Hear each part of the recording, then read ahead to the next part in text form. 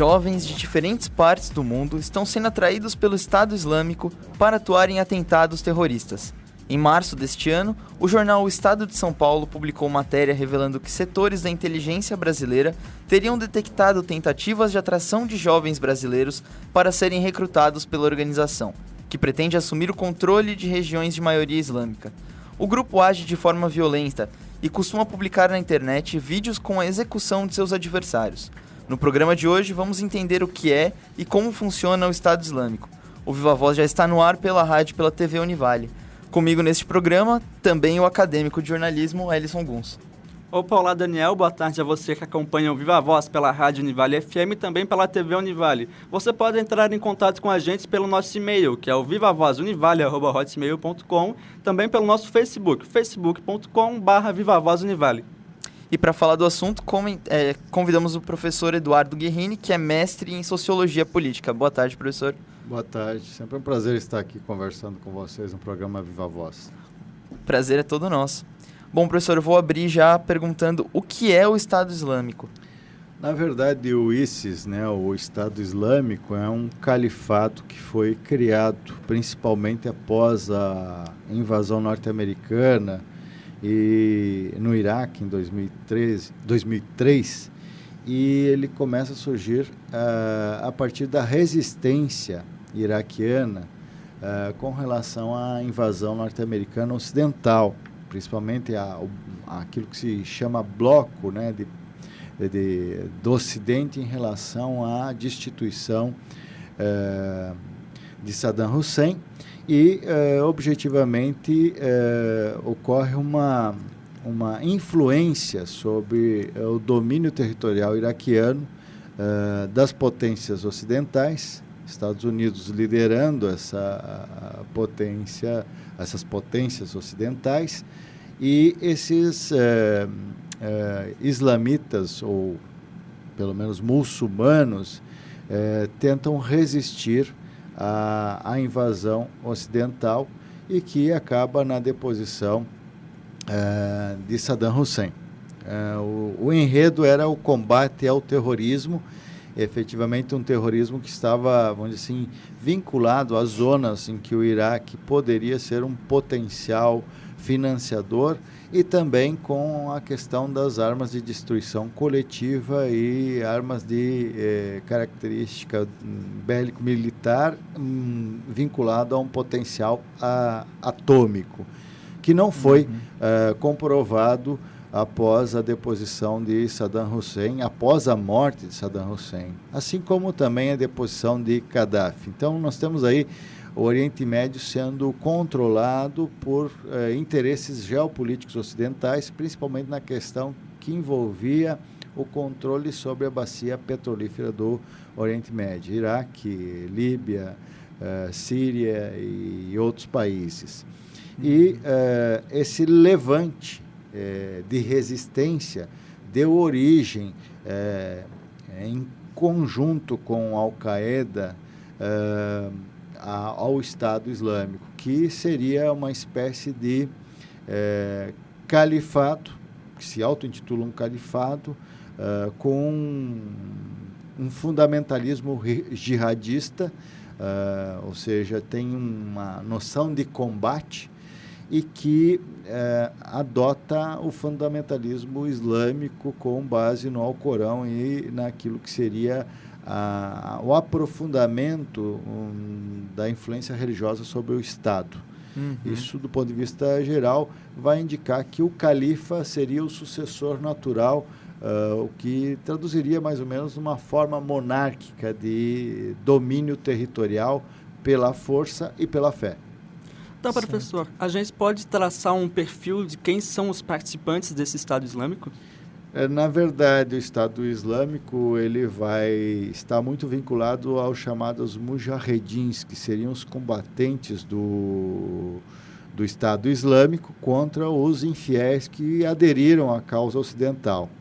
E os mujahedins fazem a defesa como um estado de guerra, por isso se chama jihad, que seria um combate, em defesa daquilo que se chama as teses do Alcorão e, ao mesmo tempo, um preceito religioso muito forte, né? Seria não mais um Estado religioso ou a casa do Islã, mas agora seria um Estado de combate pelo Islã. E existem várias etnias. O domínio, principalmente no Iraque, era um domínio xiita sobre outras duas etnias, sunitas e curdos.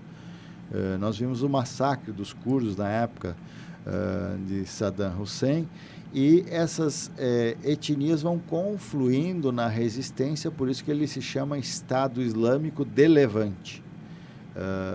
E esse Estado Islâmico de Levante, ele vai estabelecer um domínio territorial daquelas áreas em que o Ocidente deixou abandonado, ou seja, quem controla hoje o Iraque em termos de domínio, vamos dizer assim, vinculado politicamente ao Ocidente, são os xiitas.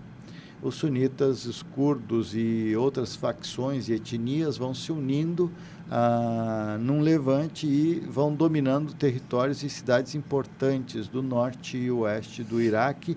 Alguns vão assumindo por conta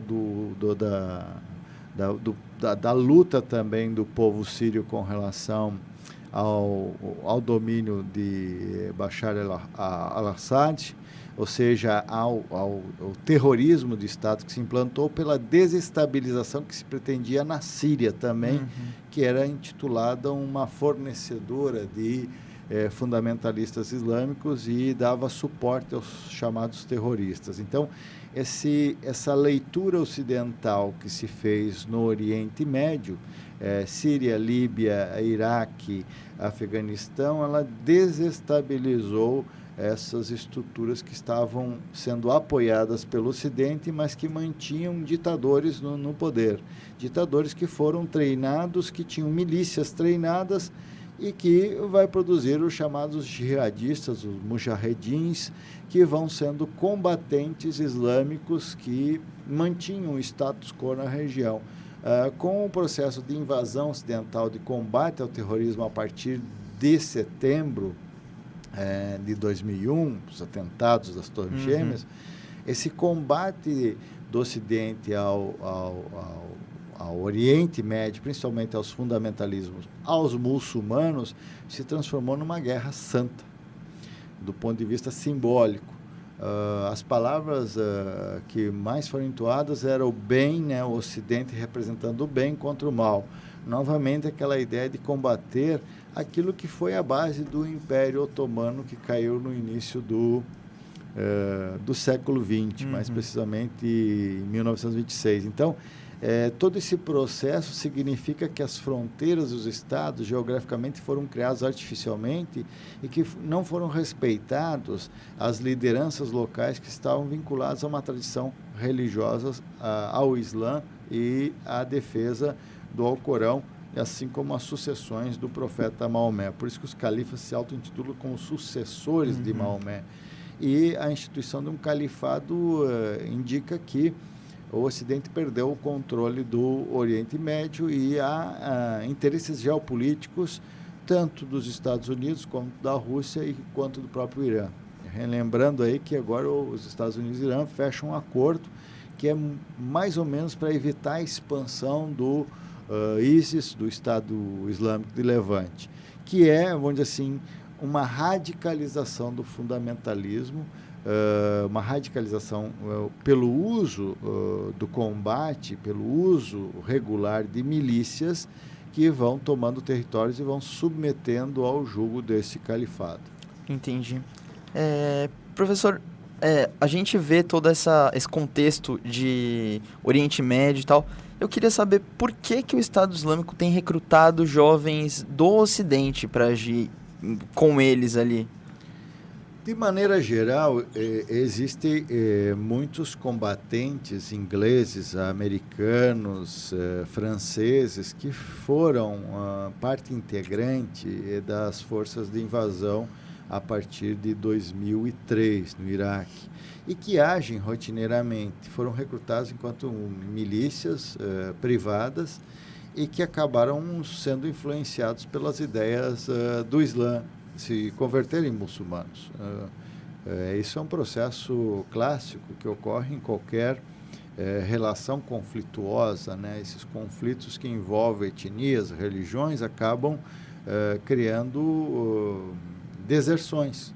Eu diria que muitos desses jovens são desertores da leitura ocidental e se apropriam da leitura dos muçulmanos, enquanto que incorporando a religião muçulmana como prática, e acabam fazendo a defesa dos princípios islâmicos, o que não é nenhum problema.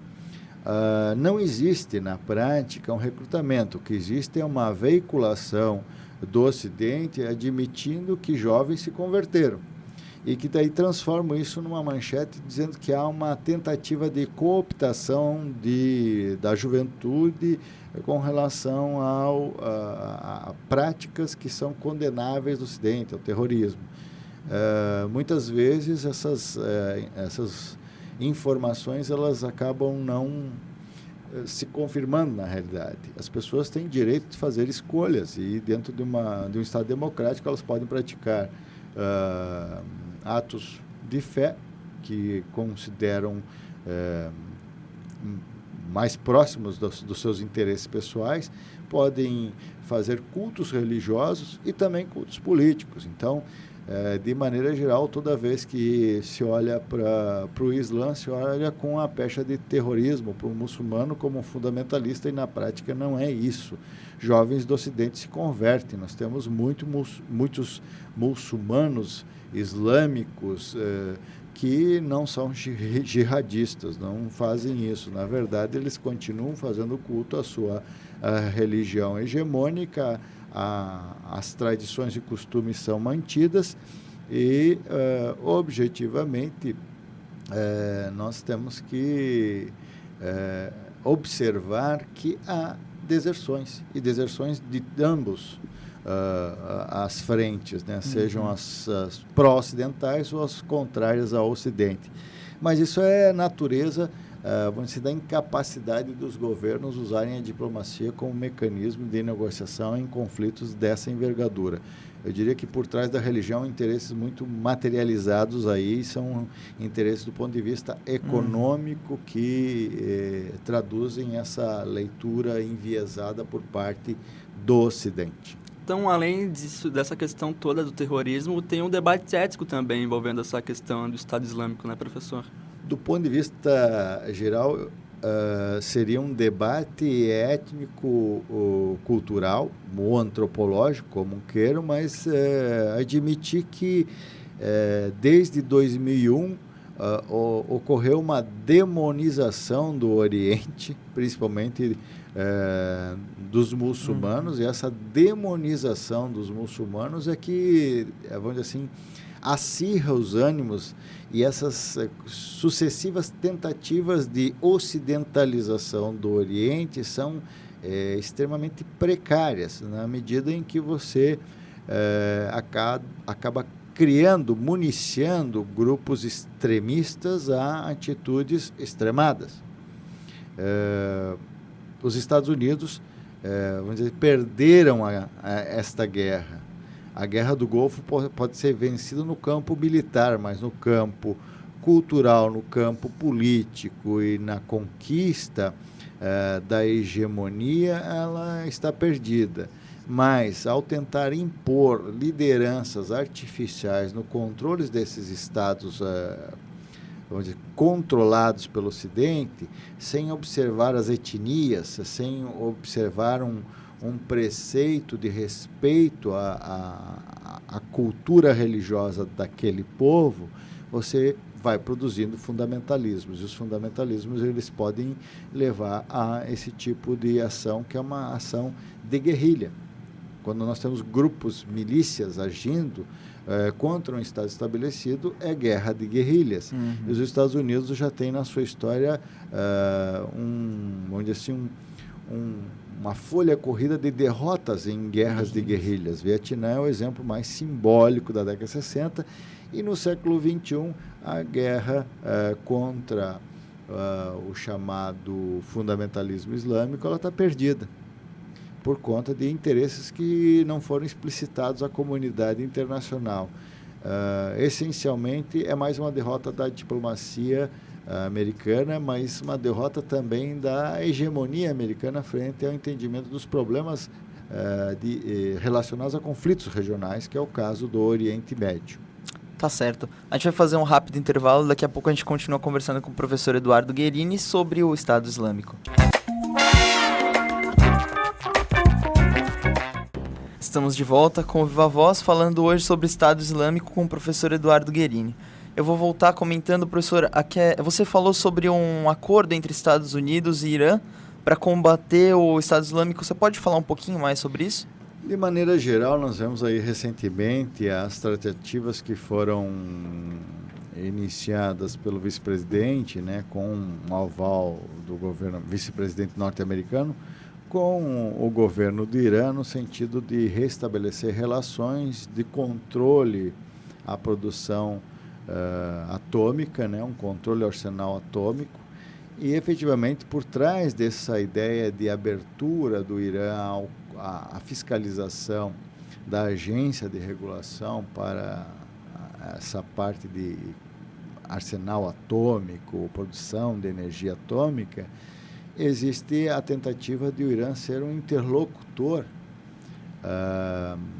regional para esse grave problema que afeta a instituição do Estado Islâmico de Levante, que é considerado o ISIS, né? Um grupo que tem como ideia a instituição desse califado representado por um seguidor, um sucessor de Maomé, que vai controlando territorialmente parcelas significativas do Iraque, norte e oeste, e objetivamente da Síria e da Líbia. Então nós temos aí um território que está em conflito, que é um conflito amplo, mas a partir do momento em que o Estado Islâmico institui o califado e toma cidades importantes, tem controle sobre a extração de petróleo, tem uma milícia regular, que alguns dizem que é de até 30 mil homens, tem uma estratégia de guerra bem estabelecida, porque são milícias que foram treinadas pelos Estados Unidos,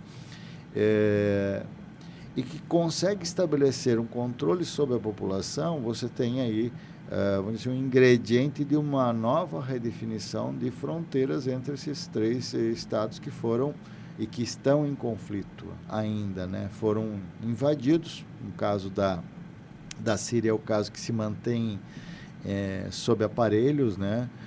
O ditador se mantém apesar de todas as demandas da comunidade internacional. Há um verdadeiro massacre com relação à população que exige mais participação, mais democracia. Nós tivemos aí nesse intercurso a Primavera Árabe, que desestabilizou as velhas ordens, né? Pega do norte da África até pequenos principados, Emirados Árabes, Bahrein, Arábia Saudita, tudo isso foi desestabilizado por conta da incursão norte-americana em 2003.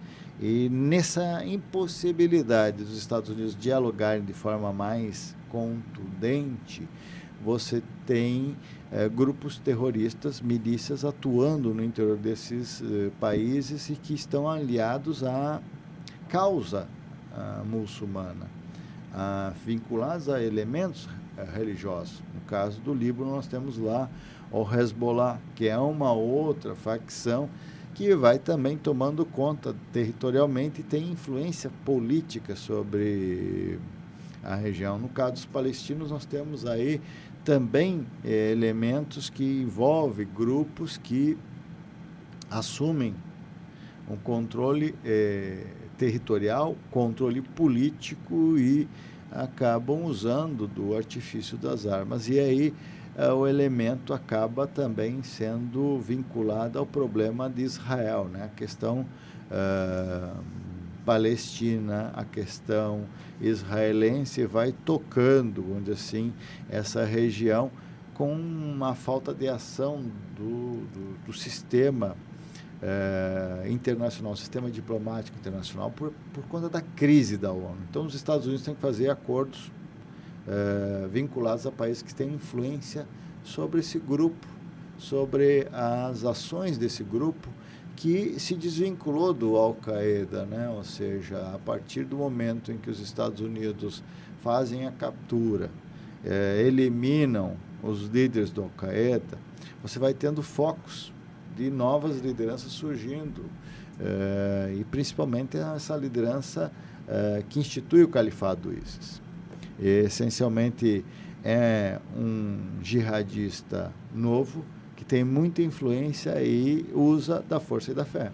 Então, do ponto de vista aquelas velhas lideranças, né, muçulmanas, aqueles velhos líderes que ficaram no poder, eles foram carcomidos por essa nova conjuntura, que é uma conjuntura crítica, conflituosa, que não admite o diálogo com o Ocidente, porque o Ocidente também não dialogou no momento preciso, pela invasão ao Iraque, pela deposição, depois Gaddafi, nova invasão, nova deposição violenta, julgamentos totalmente contrários aos ditames daquilo que se chama direito internacional, e uma leitura também distante da realidade daqueles países, daquela conjuntura de várias etnias que estão vinculadas a, vamos dizer assim, grupos religiosos.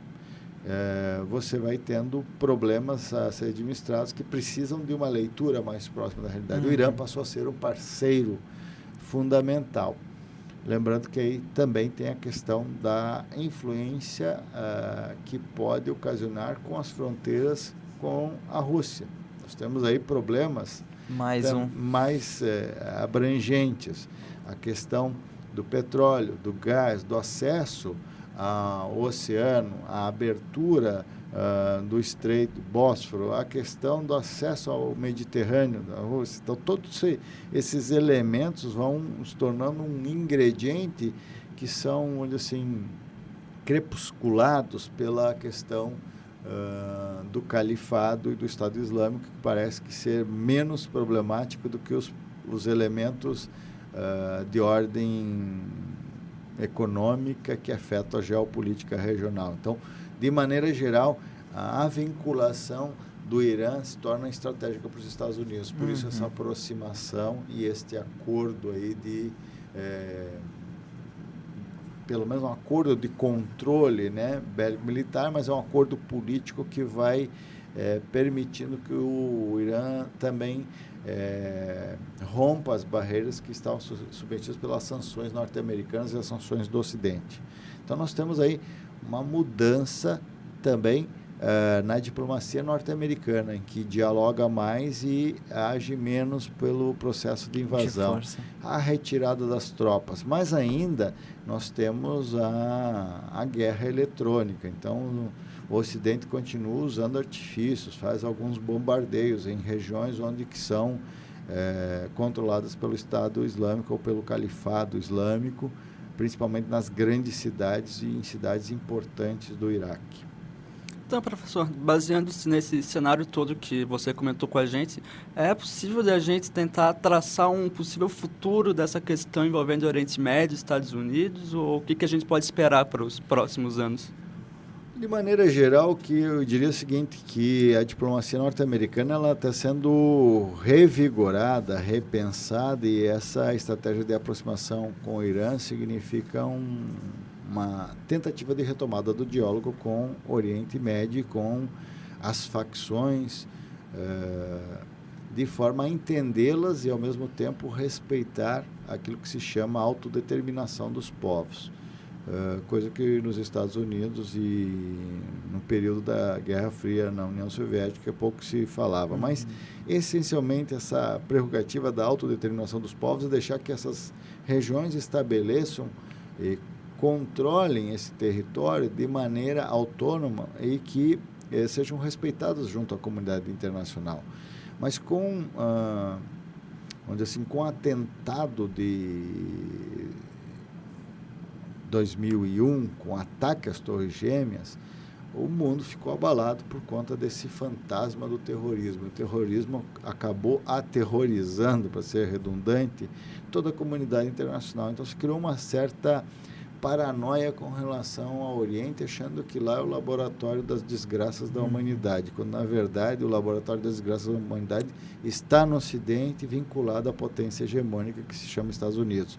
Nós vivemos hoje um mundo multipolar em que as características culturais, religiosas, as características econômico-sociais ou vamos dizer assim, a determinação política dos povos e suas regiões deve ser contemplada. Esse seria um princípio de respeito à diversidade. O segundo é a questão das ideologias políticas. Apesar de elas não existirem, elas estão aí, muitas vezes travestidas de ideologias religiosas, mas elas são ideologias políticas. E é objetivamente também um grito quando você fala que é um estado de levante, significa que são grupos no interior daquele estado que se rebelam contra o status quo. Ou seja, não admite serem governados por uma única facção. Ou seja, os xiitas não têm o controle total sobre o Iraque. E assim como os sunitas e nem os curdos. E os jihadistas também não têm o controle total, porque eles não são simplesmente os combatentes contra os infiéis. Então, essa questão ela é muito mais complexa e requer uma nova arquitetura naquilo que se chama a Comunidade das Nações. A ONU perdeu o seu papel como protagonista por conta da submissão à hegemonia norte-americana. Então, repensar o Conselho de Segurança, repensar a ONU, repensar o sistema diplomático, né, ou das relações internacionais, seria um grande ponto de partida para nós evitarmos conflitos dessa envergadura e a instituição de estados independentes como o califado. Essencialmente, nós não temos só isso no Oriente Médio, agora nós temos na África também. Então, há uma influência que vai se espraiando, que pode contemplar mentes e corações do Ocidente. A própria França sofreu atentados com relação a isso. Então, há uma necessidade de respeitar a diversidade e respeitar as crenças religiosas. Ser muçulmano, ser islâmico ou ser fundamentalista não é o fim do mundo e nem isso é base para um conflito dessa envergadura.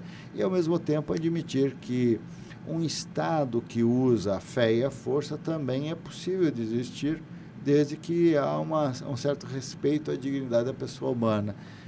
Me parece que se execra muitas ações de execução dos chamados fundamentalistas, quando, na verdade, nós vemos nos combates morte de crianças, de civis, em número muito maior e ninguém execra. Então, nós temos que colocar, vamos dizer assim, dentro de um patamar de igualdade o estado de exceção que se cria quando tem uma guerra e um combate.